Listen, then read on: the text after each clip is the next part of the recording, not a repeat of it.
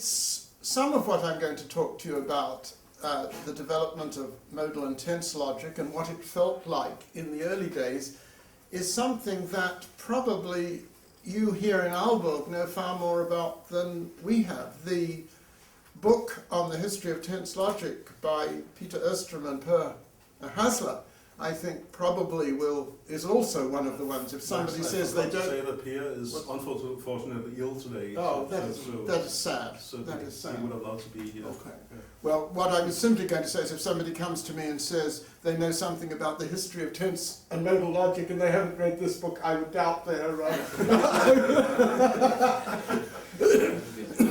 And this is a little bit interesting. I'm going to begin this talk with a little bit of autobiography, and it'll be philosophical reflections, but it'll be philosophical reflections on how things felt to those of us in those days.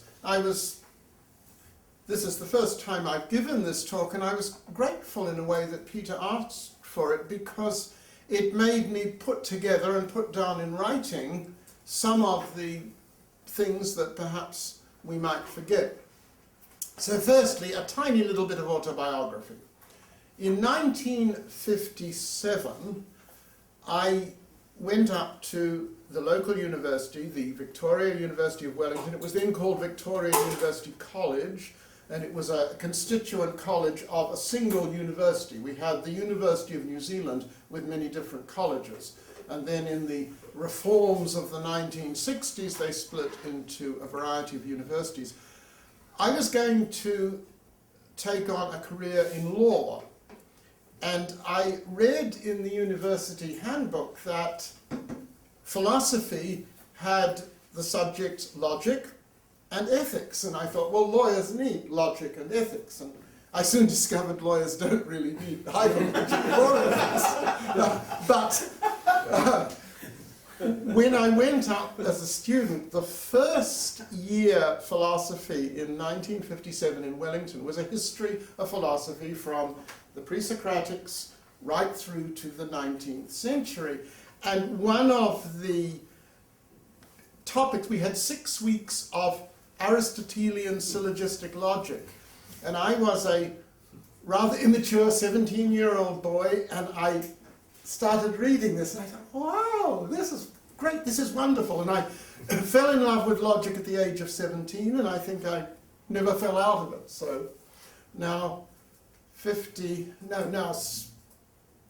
years later, yeah, that's 51 years later, actually.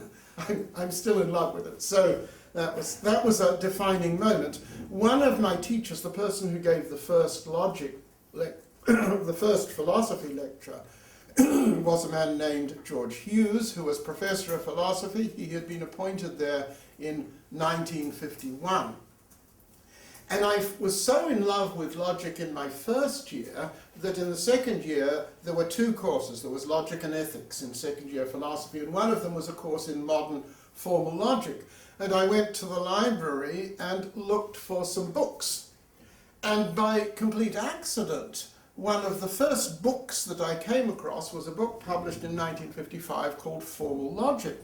And when I looked at the title page, I realized that it had been written by somebody who was in New Zealand. It was A.N. Pryor's Formal Logic. So, curiously enough, the first modern formal logic book that I read actually used the Polish notation. So although I never have used it myself, there was a sense in which the first few steps I took in logic before I joined the course in Wellington was from Pryor's book.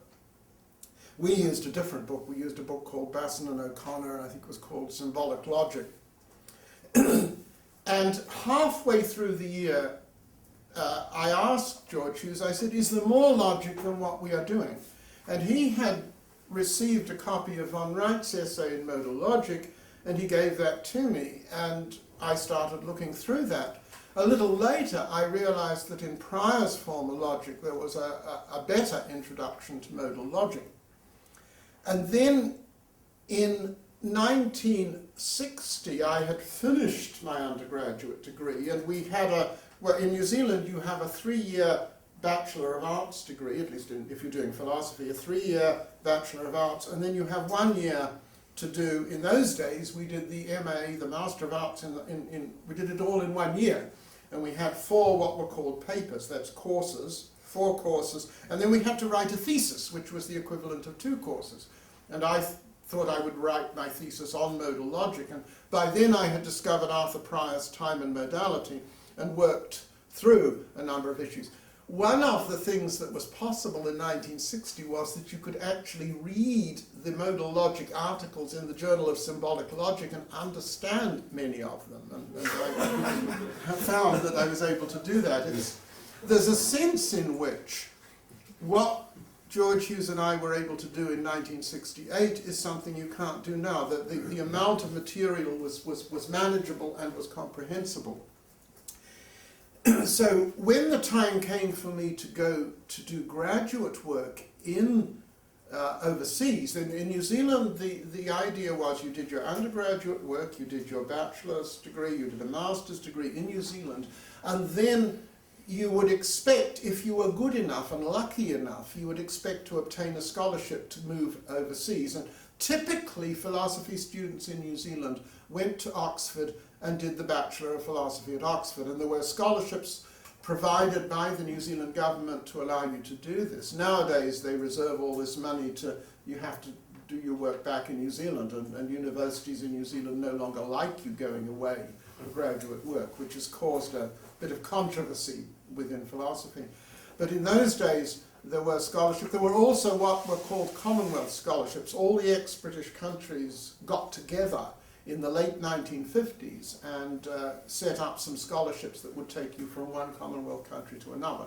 And Arthur Prior suggested that I apply for one of those, because when my teachers looked at the interest in those days, they said, don't go to Oxford. Oxford then was in the grip of ordinary language philosophy. And the ordinary language philosophers said logic distorts ordinary language. Philosophical problems arise in ordinary language, and if you use logic, you distort them. Probably the most famous example there is Strawson's discussion of Russell's theory of descriptions on denoting. And Strawson says ordinary language has no exact logic. And that was so strong in Oxford, they said it would be inadvisable for you to go there. And my teachers, of course, knew Arthur Prior. George Hughes and Arthur Prior knew each other very well. In New Zealand we have a scheme whereby the examinations from one university are what we call assessed. Someone from another university will come and look through them so that standards in philosophy throughout the country are comparable. And George Hughes went down to Christchurch in the 50s and met Prior at that point, and they just got on very well. And Hughes was an interesting person. He had known a little bit of logic. He was an undergraduate in Glasgow and then taught in Wales. He did a year in Cambridge and was a pupil or student of Wittgenstein and John Wisdom, and I think became convinced that it was very difficult to imagine making progress in philosophy. Philosophy was an activity. And I think Prior convinced him that there was one area in philosophy where maybe you could make some progress, and that was in the area of logic. And so he began to teach logic in Wellington, and was therefore able to say, well, why don't you go to Manchester, where Prior was at the time? Now, one of the reasons I'm telling you this is because part of what I want to talk to you about is why it was that modal logic and tense logic, why it was that the connections took so long to be made clear. And I'm telling you this because two things about my own development. Firstly, I did not know Prior in New Zealand when I was an undergraduate, though my teachers did. I first met him when I went to Manchester in 1961. And the second point is that I went there at the recommendation. I was familiar with his work. I knew Time and Modality, and I knew formal logic, and I knew that there was a connection between time and modality. but I went to Manchester to work on logics of propositional attitudes. I didn't really make any progress. Some years later, I read my PhD dissertation and said I would not give anybody any kind of degree for that kind of rubbish. My teachers in Wellington somehow or other saw that there was more to this than the evidence, and I know actually Prior thought David Megerton was his best student, and he turned to me and said, "With all respect to you, Max." And he was quite right at that point. He was absolutely right at that point, and it was something remarkable that in Wellington they thought I was worth appointing to a job at that point. However, okay, let me then get back. The reason I'm saying this is because it's true that other people know a great deal more about Prior and the development of tense logic. When I look at Prior's work on tense logic, this is something that I have been coming to much, much later. And so in that respect, people here in Aalborg and others around the world know much more about tense logic than I certainly did and that I still do. What I would like to stress about those days, though, is this divide between ordinary language philosophy and logicians. Because it wasn't just that there was a divide, there was agreement. The agreement was that there was natural language which didn't have precise rules, and there was formal logic which did have precise rules. It was not until the work of Richard Montague that there was the suggestion that perhaps natural language worked much more according to precise rules. But then the agreement that natural language had no precise rules, logic had precise rules, and so the natural language philosophers said, therefore, since philosophical problems arise in natural language, we really shouldn't approach them using logic. The logicians said, since natural language is muddy and inexact and doesn't have a logic, if we want to make philosophical progress, we should do it in a formal language. But the logicians then, particularly in the United States, and I think those of us who are not in the United States had an advantage, because in the United States, philosophers like Quine, and Quine is probably the single figure, said, look, logic simply means the extensional first-order logic. In a way, the logic of Principia Mathematica, but of course the logic of Principia Mathematica was not just first order. So Quine's account of what he thinks was important in Principia Mathematica is perhaps difficult. So logic in that sense was extensional. And the point about extensionality, of course, is that, for example, if you have two propositions, P and Q, if they both have the same truth value, then you can put them into a wider context.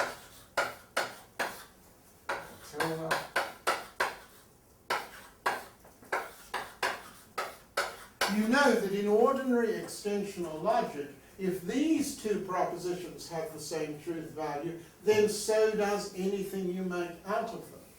But of course we know that P and Q might happen to be true, but necessity, which I still write, L, by the way, is the two-sided box. Have you heard of the two-sided box? A box with two sides looks like that, is written L. And the other one is the hinged diamond. If you take a diamond, and you open it up, you get that. So if I say M, that's just a diamond. If you have LP, P and Q might be the same truth value, they might both be true, but P might be necessary, but Q might not be necessary. Or P might be possible if P and Q are both false. P might be possible and Q might not be possible. Similarly, P and Q might be true today. For example, it's sunny and I'm in this room. It doesn't follow that it's true whenever it's going to be sunny, I'm going to be in this room. So that if we take the past and future operators, if we take the past and future operas, it was once so that, it will be at some time that, it's always going to be that, it always has been that. If you take those, you cannot predict.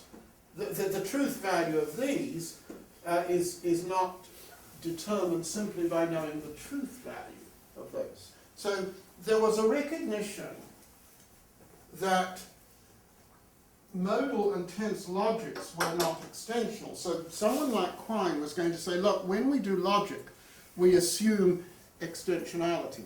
And that's important because it explains why it was that the logicians treated tense and modality in such a completely different way. The problem then, before the development of the possible world semantics for modality, the problem was that a philosopher like Quine would say, well, modal statements don't really mean much. They are based on use, mention, confusion. They're not the sort of things that should be part of proper discourse. On the other hand, Quine would follow Russell and say, well, when you come to time and tense, you really should only talk about what he called eternal sentences. Sentences where the time is actually put in by date. So that the attitude to tense and the attitude to modality from the mainstream logic at that time made them look quite different.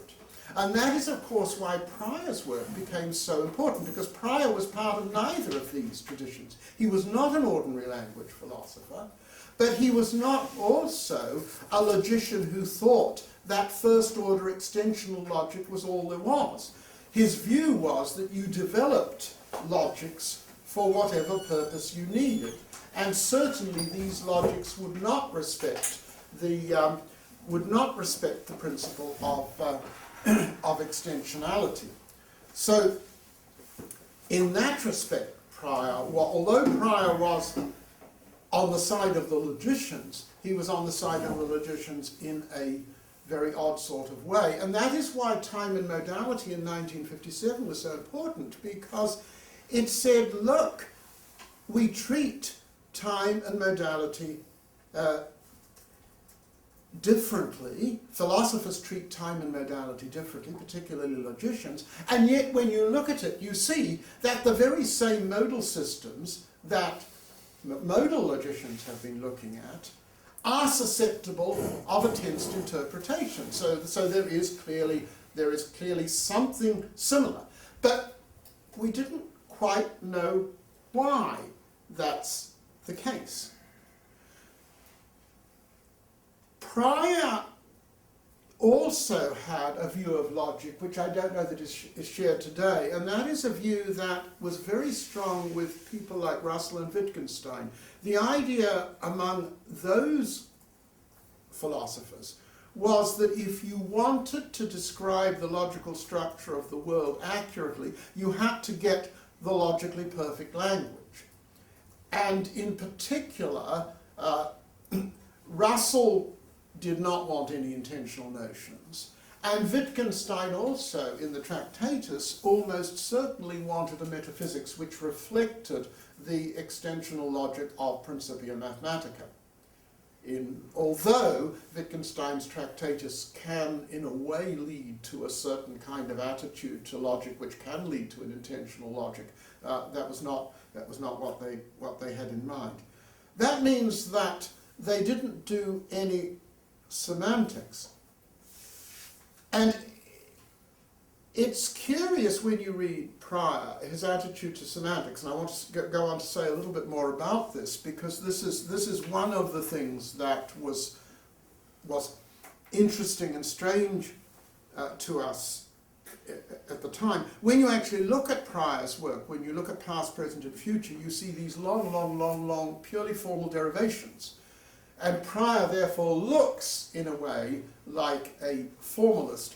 I'm going to give you a little entertaining example, which you might... it really just illustrates the point that I don't want to say too much about the logic of this, but I once went... I was at a conference 3 or 4 years ago, in which someone was talking about epistemology, and they wanted a logic which had the principle that said, if something is true, it would be possible that it's known.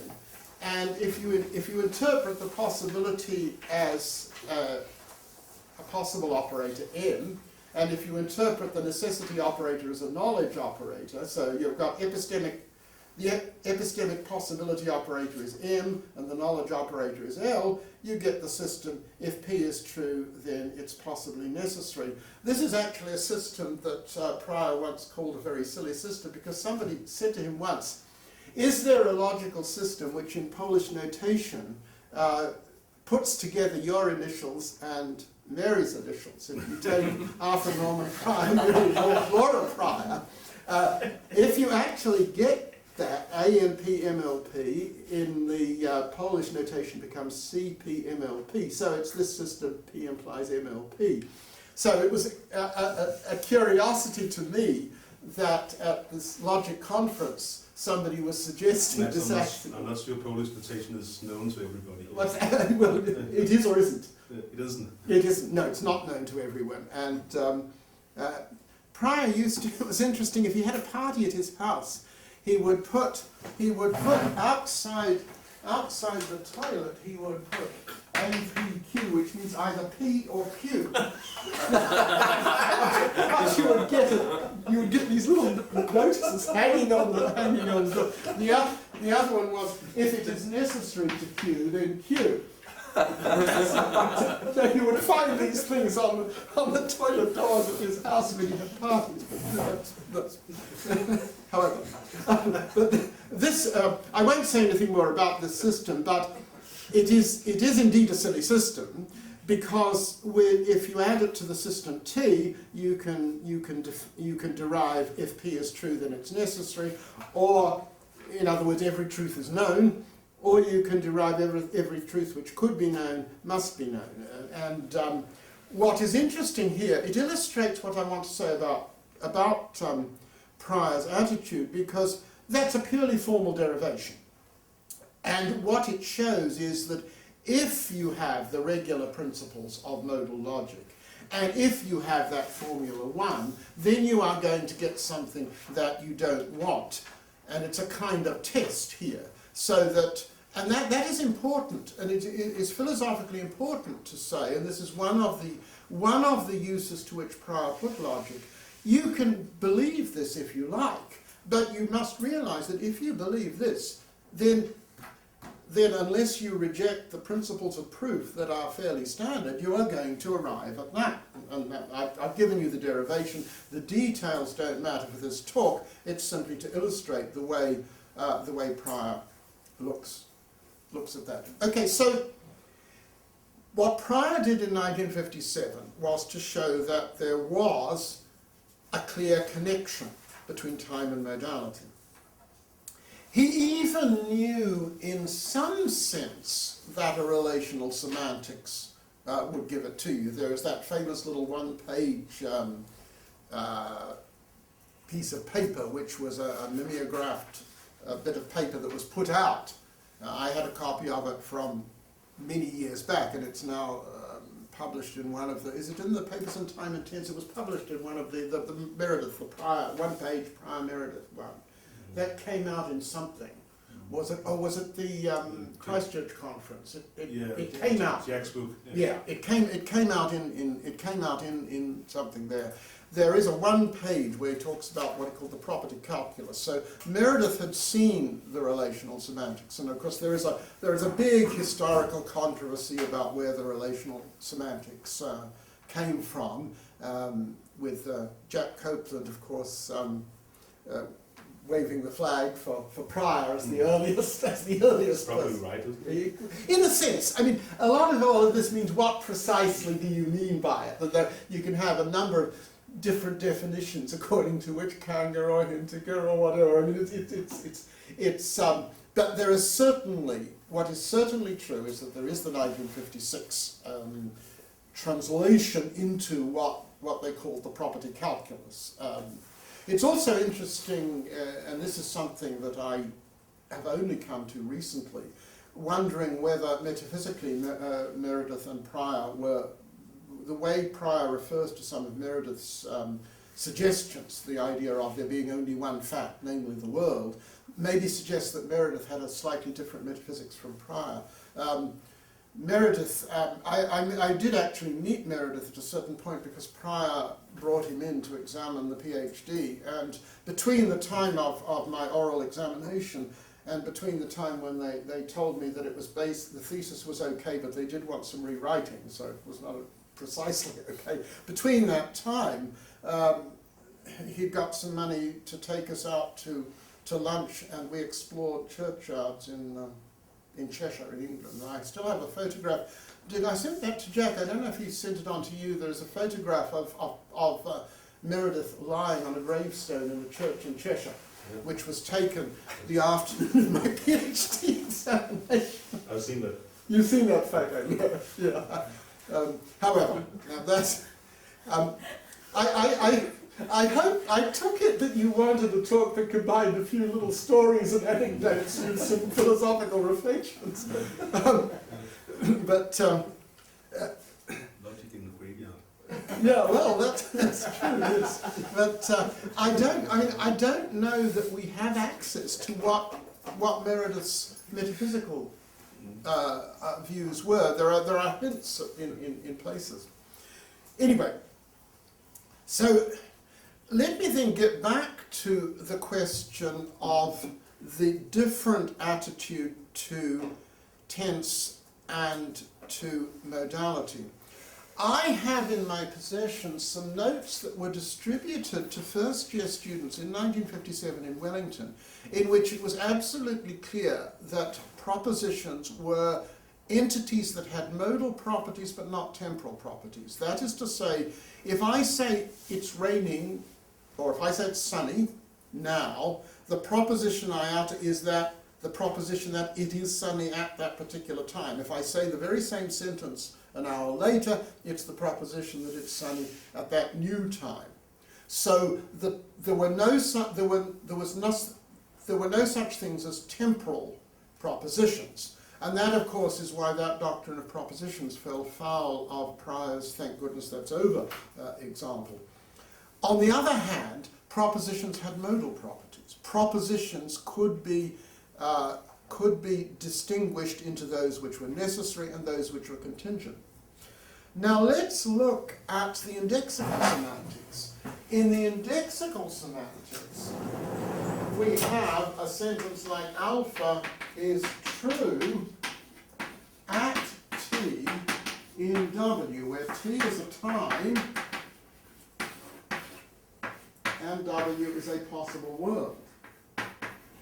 The indexical semantics for time and modality explains exactly why that a temporal operator quantifies over time. It's always going to be, or it was once the case, or will be the case, so that the accessible times, if you think time is linear, the accessible times are the times you can get to in that direction, or the times you can get to in that. And if you're talking about them all, you will get a system, modal system S5. If you're talking about them in that direction, you'll get, depending on the constraints, if time is linear, you'll get at least S4.3. If in addition it's discrete, you'll get S4.3.1, which Prior called D, the Dorian system, and so on. In exactly the same way, you can have worlds in an accessibility relation. And what is curious is that although Prior knew this, in a sense, in 1957, 1956 is the date of the Meredith paper, it was something that was not, the idea that the explanation of the parallel, we knew about the parallel. You read time and modality. I knew about the parallel. Part of the MA thesis I wrote was to talk about the parallel between quantification. We knew there was something, we knew that quantifiers, past and future operators, we knew that the necessity operators, we knew that there was a kind of parallel at that point. I was looking at the idea that some truth functional operators are true of every proposition. In other words, that some truth functional operators are true of every proposition. And I had a weird system in which I tried to say that if we have propositions and true functional operators, the necessary proposition is really a function which holds every proposition. It's weird, but Prior seemed to like it at that point. But it is completely ignorant of the indexical semantics. And when George Hughes and I, if you know that book at all, that Peter says every well-educated person needs to know, if you know that book at all, you get a sense, and one of the reasons I think why we felt it was successful is it was so hard for us to work on what precisely the Kripkean accessibility semantics really amounted to. And I remember George Hughes coming to me one day saying, well, could we do it like this? Could there be a game at which people raise hands and we do things? And this we really sweated blood over that. And it is interesting because the temporal situation, to say that P is true at this time, if there was an earlier time at which P was true, is so obvious and so transparent. And yet, although that we knew that that was right, we knew that Kripke had modeled worlds in that same way, it was almost impossible to put those two things together. One of the most important features of modal logic and tense logic in those days was that it was perceived as a way of reducing intentionality to extensionality. Because if you think of alpha as being true at a time in a world, then you are really thinking of this sentence as expressing not a complete proposition but as a predicate, and so you preserve extensionality that way. And whenever Prior talks about the Indexical Semantics, he regards it as a view in which, unlike his, who thinks there are tense propositions, which is a view that thinks there are tense propositions, unlike his view, the indexical view says these don't express propositions, but they express predicates. So I mean, nowadays I think we just say, well, look, why don't we say that an untense proposition is just a set of worlds, a tense proposition is a set of world-time pairs. Where is your problem? Maybe you then have a metaphysical question as to what these things are, but where is your problem? For Prior, it did seem that there was this important logical problem. And so the feeling in those days, and part of what I'm trying to do is to give you a hint of how it felt like to us. What it felt like to us was that here was this parallel. Where did it come from? How could you do it? And I believe that Prior himself resisted the metaphysical picture that the logic demands. It's almost as though Prior was one of those geniuses who'd invented something that was almost greater than he was in a funny way. The other person here is Russell in on-denoting. Russell's theory of definite descriptions in on-denoting, particularly when applied to intentional contexts and to identity questions, actually does more than Russell himself ever wanted it to do. And I think it's a mark of genius where somebody invents something that is greater than they are. The other one is Aristotle, whose theory in On the Heavens gave you an astronomy which was precise enough to be shown wrong by the time of the Copernican revolution. So the genius is the person who invents something that you say is in a sense greater perhaps than they are. And I think in a way where the indexical semantics was leading Prior was a direction he didn't really like. He talks about accessibility relations at one point in terms of a more expensive than relation between teacups. Now, this is something I'm coming to see looking back. This is not something that was obvious to us at the time. We were going through this. We didn't see that this was happening. What then is the importance of extensionality? I think the importance of the indexical semantics is this. One of the important reasons for extensionality is that if you want to define the meaning of the negation, the meaning of tilde. You say, okay, so let's start off. If a proposition is true, its negation is false, and if a proposition is false, its negation is true. There is a sense in which that appears to define completely the meaning of negation. But if a proposition is not just a truth value, it's not clear what you're going to say. Unless you have a metaphysics of propositions, it's not clear how you are going to use the truth table for negation. And in fact, at one point, and this was one of the things that was in the PhD thesis I wrote, Prior enunciated a principle that he says no proposition can be a logical complication of itself, which means that he thought that P, not P, not P, not P, and so on were all different. And one of the silly things I did in the PhD was say, okay, so let's say that that's take some proposition, say the standard false proposition, call that 0, call that 1, 2, 3, etc. Let's develop an arithmetic based on increasing complexity of propositions. Now, the problem, of course, is that shows there must be something more to the meaning of negation than simply the truth table tells you. And one of the things which I believe was driving extensional philosophers was that how can you do this? If you take the indexical account, then all you do is you say the truth table is fine, but it must always be relativized to an index. So P tilde P is true at T in W if and only if P is false, or if you like is true, has the value T, if and only if P has false at T, at little t.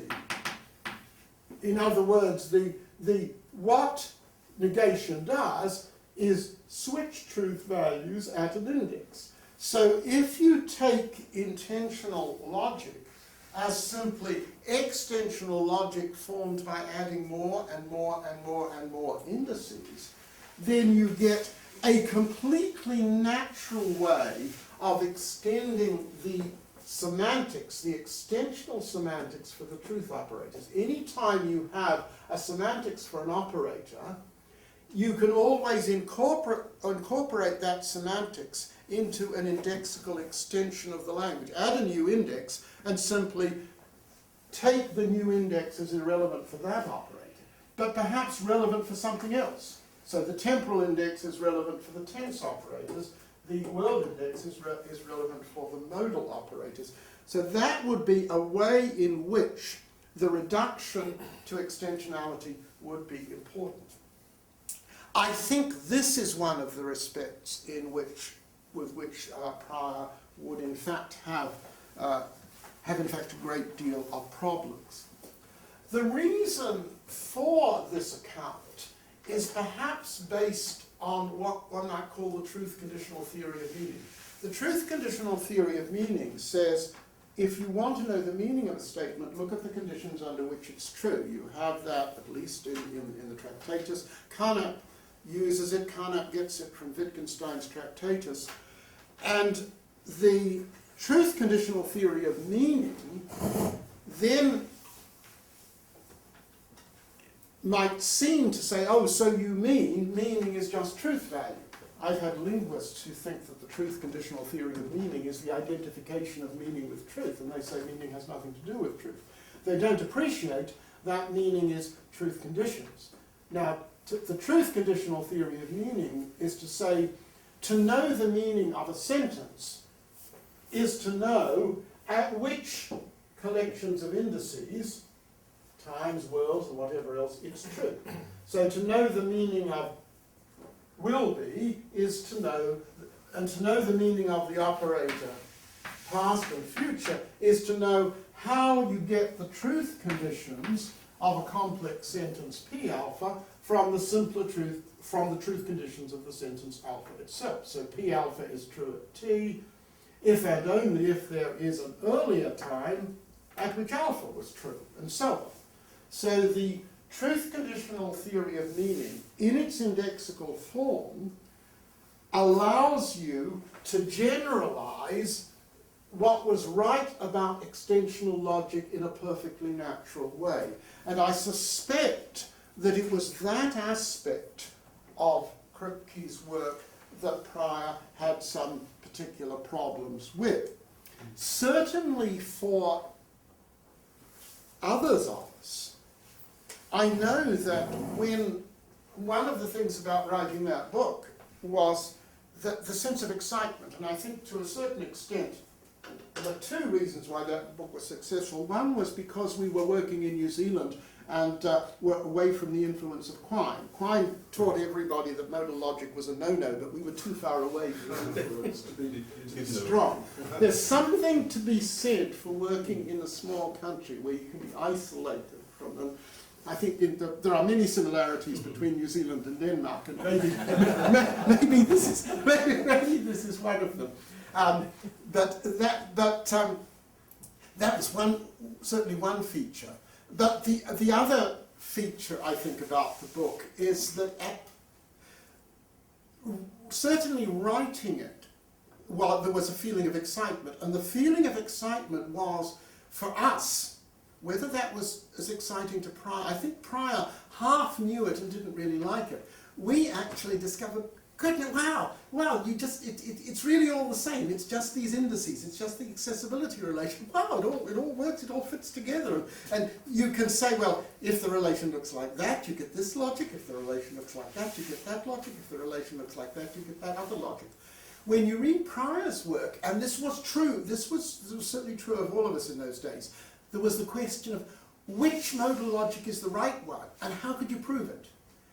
And I remember at that point thinking of my work when I was an MA student as proving that S5 was the right modal logic.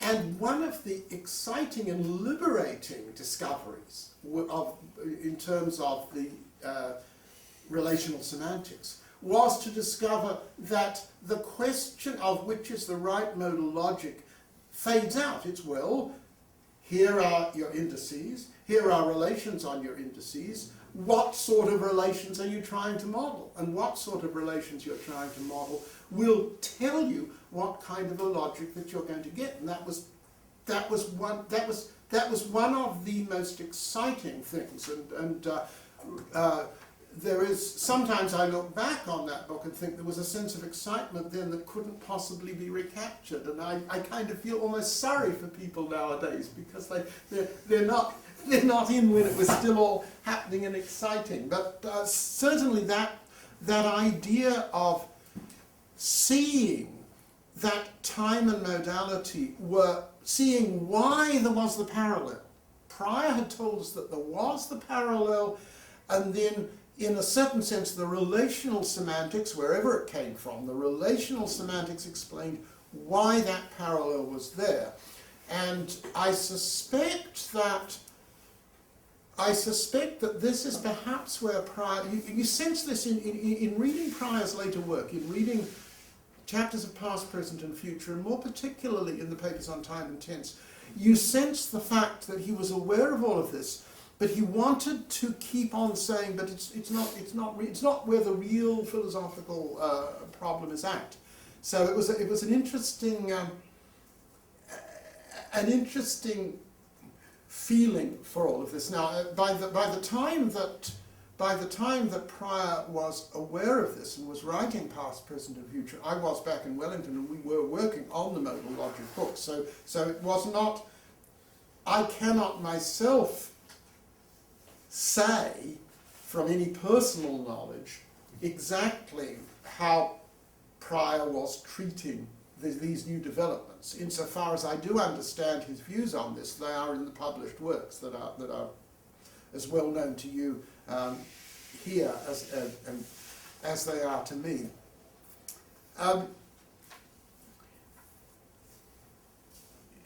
One other little anecdote, perhaps to finish up. Kripke did visit Manchester when I was there. I remember Mary Prior making him a cup of tea, which got cold, and he said, "Do you want a cup of tea?" She gave him this cup of tea, and it just got colder and colder and colder. I remember looking at it saying, "Is he ever going to remember there's a cup of tea there for him?" So what I've tried to do, I'll wrap this up, I've tried, as I've said, this has been partly anecdotal, but I took it that what you wanted was what it felt like in those days. And I tried to concentrate on why time and modality were seen as so different, given that from at least as early as 56, 57, the parallel was there. The parallel between quantifiers, time and modality was known, and slowly over those years, during the 1960s, slowly the explanation for the parallel became aware. And I think different people reacted to that in different ways. It was still, though, the ordinary language philosophers versus the logicians. And as I said, it was not my second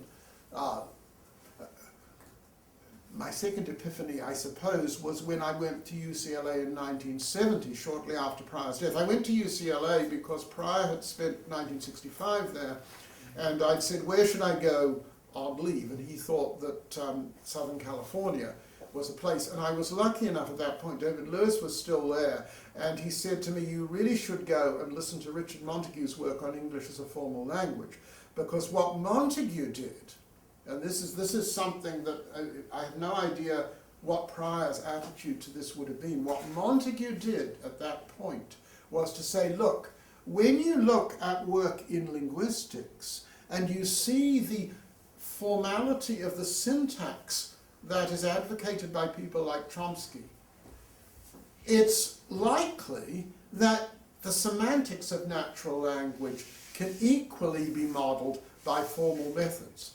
And so what Montague was able to do was to try to produce syntactical rules for language which would give you a semantics based on the languages of intentional logic. And therefore, the study of semantics for natural language, as done by linguists, now, if you like, that when the linguists came into the dispute between natural language philosophy and, or ordinary language philosophy and logic, the linguists actually came down on the side of logic. And that put logic and language in a completely different relationship, which goes beyond Pryor. Pryor died in 1969. Some of Montague's work had been available, but it was the winter of 1970 that he was actually giving the lectures I heard on English as a formal language. So there we have a completely new direction in which logic and language went, which was in a way after Pryor, and so that's not something that I want to talk about today. But there we go. Thank you.